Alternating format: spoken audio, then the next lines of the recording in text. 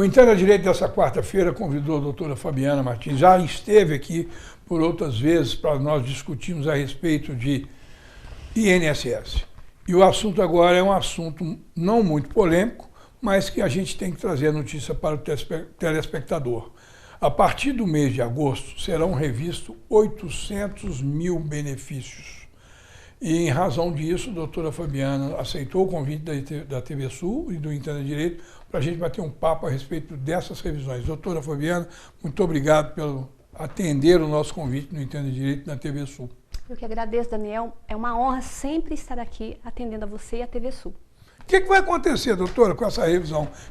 Qual é a expectativa do governo? Está se falando em fraude, está se falando em benefícios que não são devidos. O que a senhora nos diz a esse respeito? O que acontece?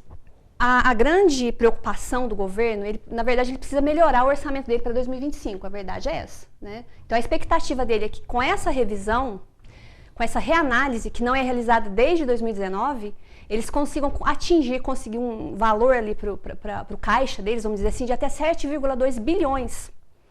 Como assim? Com essa revisão, eles vão analisar os benefícios por incapacidade, os auxílios por incapacidade temporária, aqueles por incapacidade permanente também e os BPCs. Doutora Fabiana, será revisto alguma situação no que diz respeito à pensão alimentícia? Não. Até onde nós temos notícia, a revisão ela vai se ater a quê? Aos auxílios por incapacidade temporária, por incapacidade permanente e os BPCs. Nesse caso, o que deve já o assistido pelo INSS nessas condições, o que ele deve se precaver? Estar com os atestados médicos, os exames médicos atualizados, já em seu poder, porque se ele cair nessa malha, ele já, pelo menos, ele já está preparado e com os exames atualizados pelos médicos que o atendem. Seria essa a orientação da senhora? Exatamente. O que acontece? Quem que provavelmente será convocado? Quem não está com o seu cadastro atualizado ou não atualizou ele há mais de 2 anos. Aquelas pessoas que possuem, de repente, ali um laudo médico, realmente, como o Daniel falou, desatualizado. Então, o que você tem que fazer? Você que recebe tanto o BPC quanto o auxílio por incapacidade, você precisa estar atento à atualização dos seus dados cadastrais e, principalmente, em relação aos seus laudos médicos.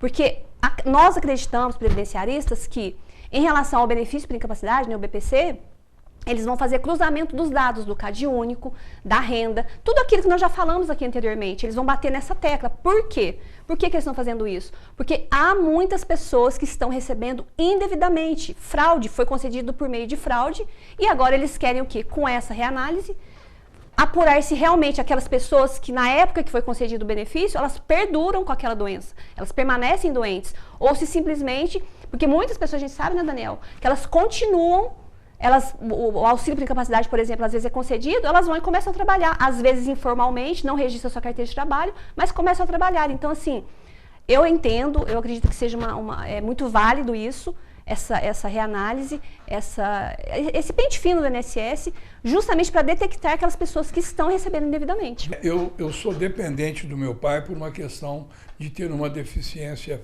física permanente, Sim. Mental. Sim. Tá? Eu não tenho condições de exercer a vida civil. Sim. E aí o meu pai é aposentado ruralmente e recebe um salário mínimo, correto? Sim.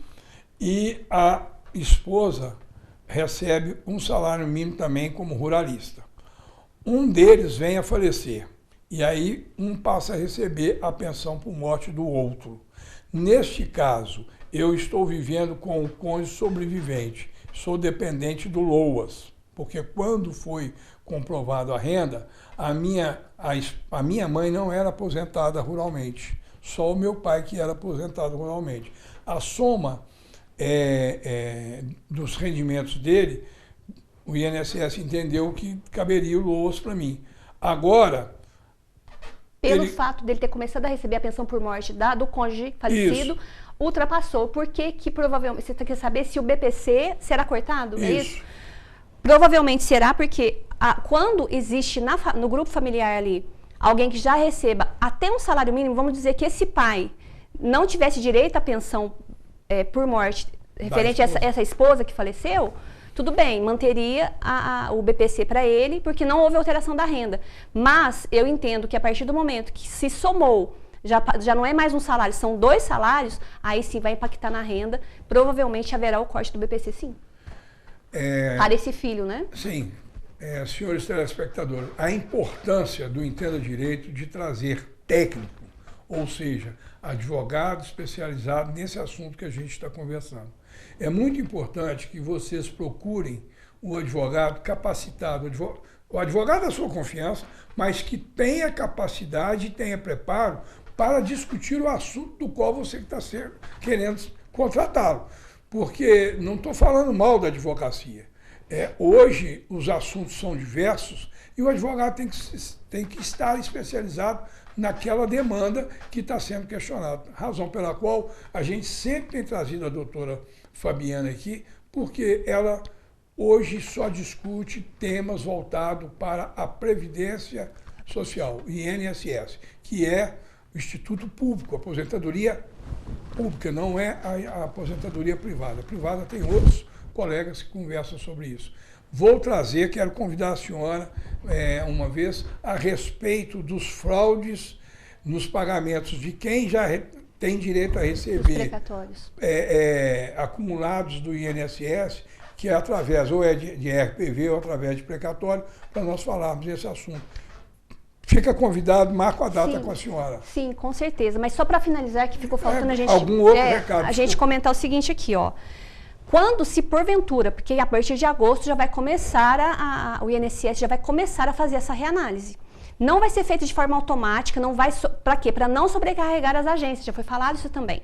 Então, à medida em que você for recebendo, se os seus dados cadastrais estiverem atualizados, vai chegar uma cartinha para você, você vai ser convocado de alguma forma por meio de e-mail, vai chegar uma carta na sua casa. Não se desespere. Procure um advogado da sua confiança para ele te orientar da melhor forma.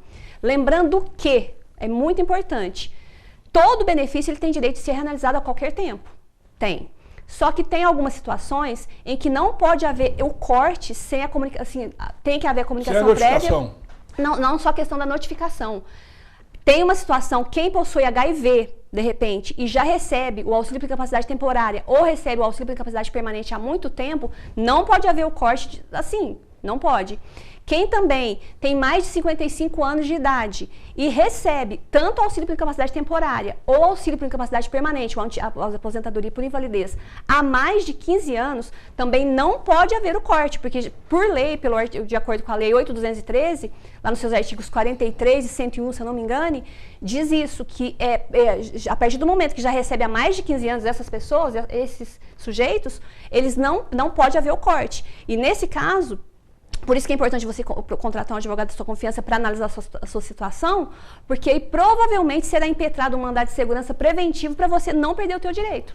Doutora, como última pergunta. Sim. Se o cadastro do beneficiário do INSS estiver desatualizado, vai haver o corte automático? Porque ele não vai conseguir entrar em contato com o beneficiário. Exatamente. Então é por isso que vocês precisam ficar atentos. Você que, volto a repetir, você que recebe auxílio por incapacidade temporária, auxílio por incapacidade permanente ou BPC, dá um jeito de saber como é que está o teu endereço, teus dados ali junto ao INSS, porque é por meio a base deles para poder entrar em contato com você, é o teu cadastro atualizado. Se estiver desatualizado, provavelmente vai cortar sim, porque eles estão loucos para cortar, que vamos dizer, né, Daniel, eles estão querendo dinheiro, eles querem de alguma forma arrumar esse orçamento. Reduzir.